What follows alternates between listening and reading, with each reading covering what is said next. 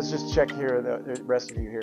How many of you had somebody while you were in your home church who was like, mentoring you? Raise your hand.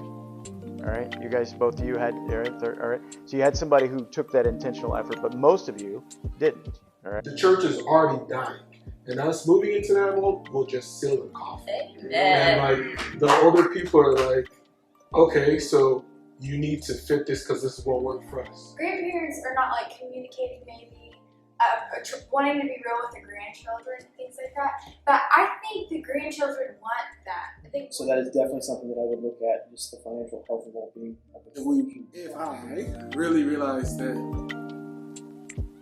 it was about God, then it's really God's problem, and it's not my problem. There are a lot of hopes and fears as it relates to the next generation of ministry leaders.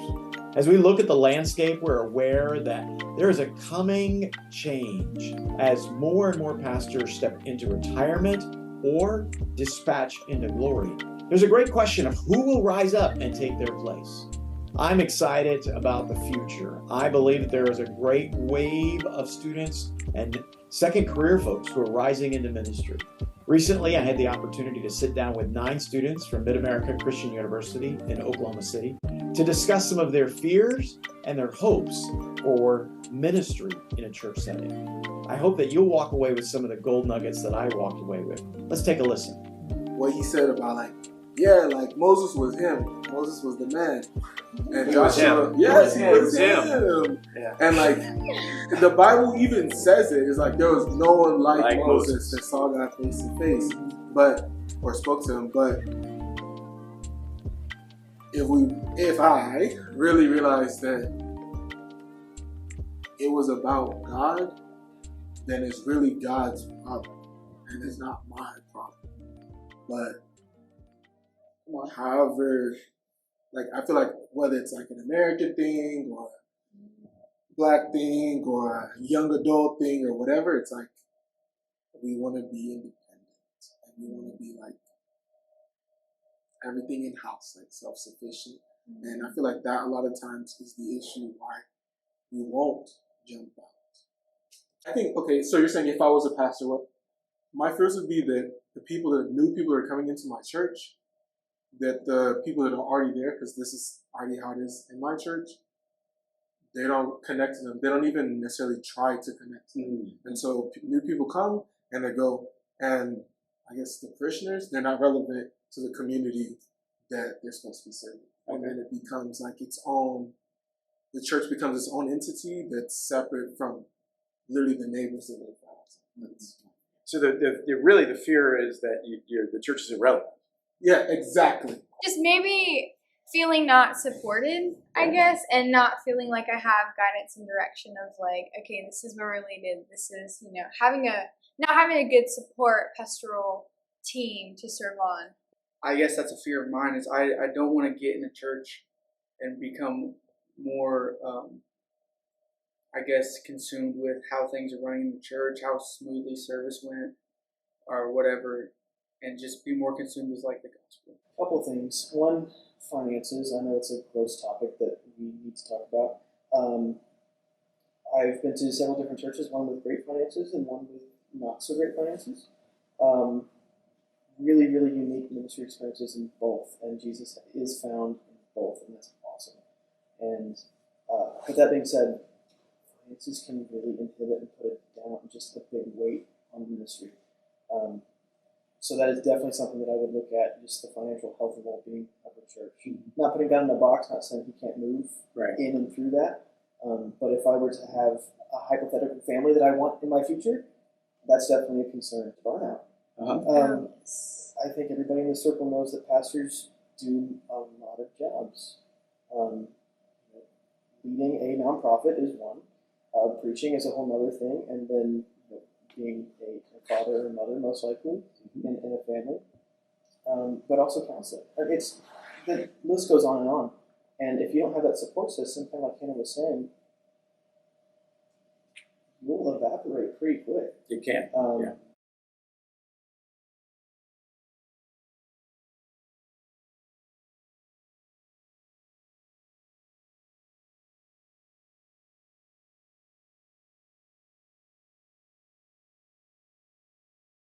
in experience, I am afraid to lead the person that are old. I guess if that makes sense. So because And they so, have more experience in the life, I hope so I don't know them. how try Not to that I wasn't not for lead it, but in knowing that they're their life. being spiritually fed, not because of me, but because they want to be spiritually fed, is a very big hope. And this is not to diss on America, but we all live in this like, we're all Christian world type of thing, and especially small town Christians.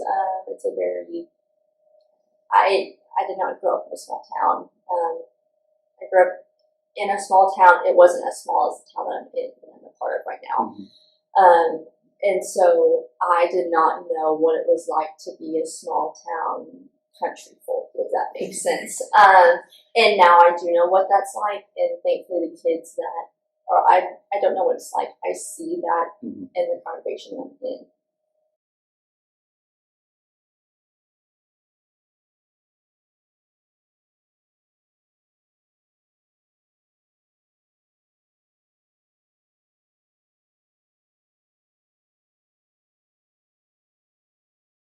And it's very sad, and it's very hopeless. Bringing a And softer there's no approach difference between the people that are standing or sitting in the pews and the people outside the church, if that makes sense. Yeah. But the kids that are in my youth class, Jesus wants you to come to I see it as but that. after you And church, so that's the hope that I have.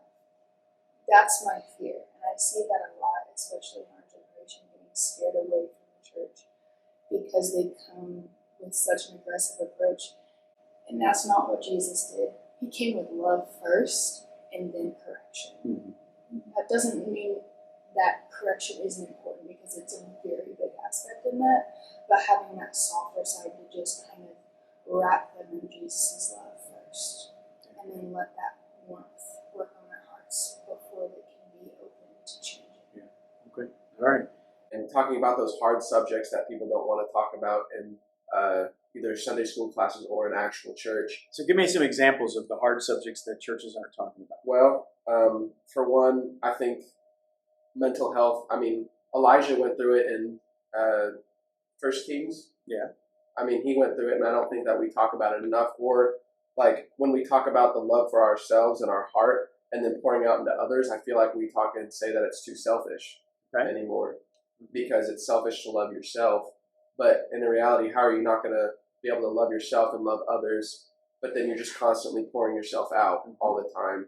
And I feel like we, Sunday school, honestly, actually going out into the world and actually being an evangel and a disciple of people, I feel like we don't talk about that enough. I feel like we can be fine sometimes in the church and through tradition by just going to church and never actually saying, well, what about people? The speakers in chapel today actually mentioned something that I think goes along with this, and it's caring more about just the information than we do about like the people.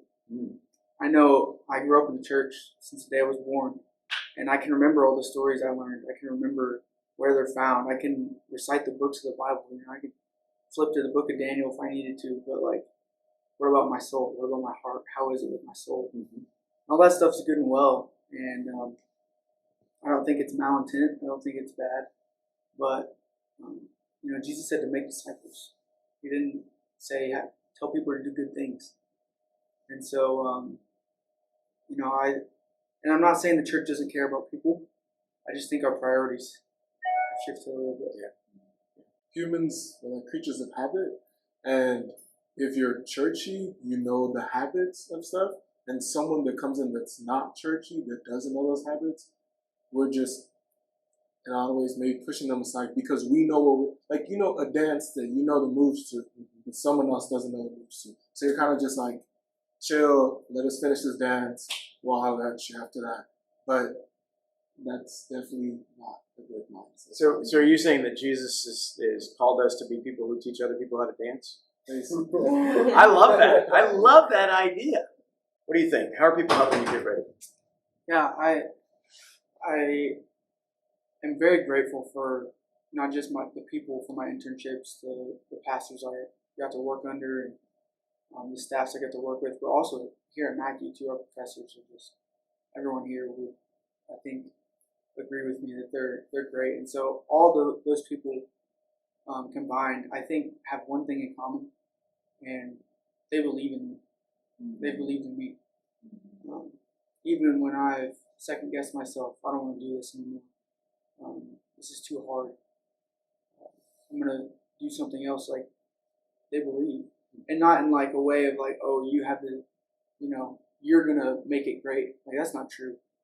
But it's like your heart, your faithfulness. And so more than like any administrative skill, relational skill, or like any of that stuff, like Jesus believed in his guys too.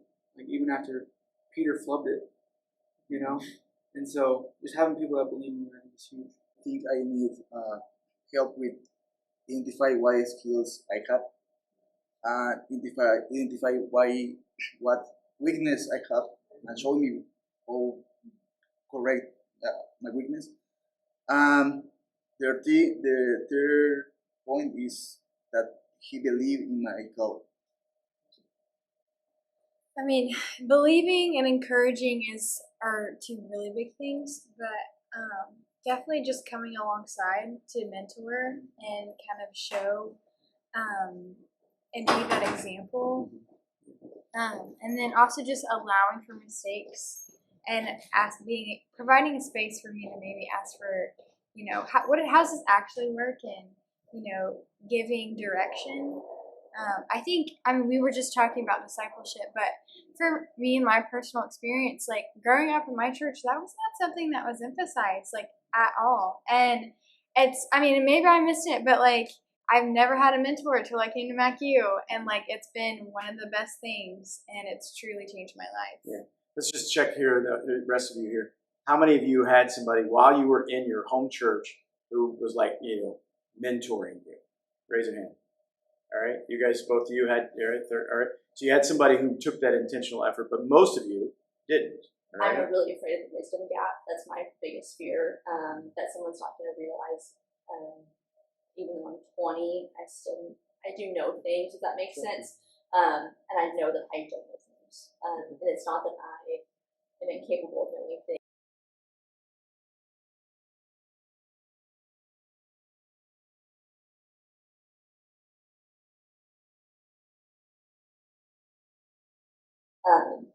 And that, yes, they were at that point once as well. And if they could write a letter to their younger self, long story short, that would be amazing for me to read. I would love it. It's just like using this room. You guys have the same power. Use it. I once was young too. Still use the same power not same power, but same type of kind of thing. Yeah. I don't know if that makes sense. Yeah. Grandparents are not like communicating maybe, wanting to be real with the grandchildren and things like that. But I think the grandchildren want that. They want that authenticity. We want that transparency, because uncommuted expectations cause resentment. Mm-hmm. And so if we have all of these things that we're supposed to be building into and coming into, if none of this is ever communicated, how are we supposed to? Not going to happen. The older generation sees the younger ones and say, you don't fit the mold. You're not fitting into the mold that we perceive as necessary. And so from there, they're like, you'll never fit into this. And we're like, yeah, we'll never fit into that. And and it's not that both sides aren't really trying to do what they can for God, but if we're like, you have to fit through this, we're both like, it's not happening. And I'm asking, this is my question, if that's part of the problem with both sides, like younger people not stepping into it, because we're like, that mold is irrelevant.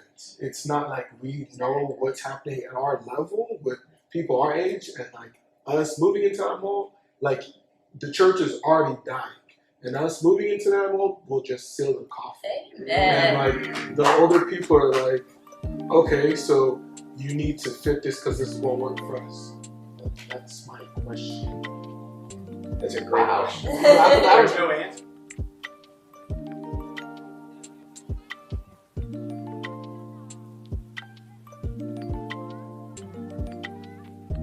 the Pastoral Leadership Connection, I'm Malcolm Tyree. Keep leading well by loving well. And thanks to our friends at Texas Ministries of the Church of God, who are committed to helping pastors and leaders grow in their ministry and discipleship efforts. This past year, we've trained already 166 different persons.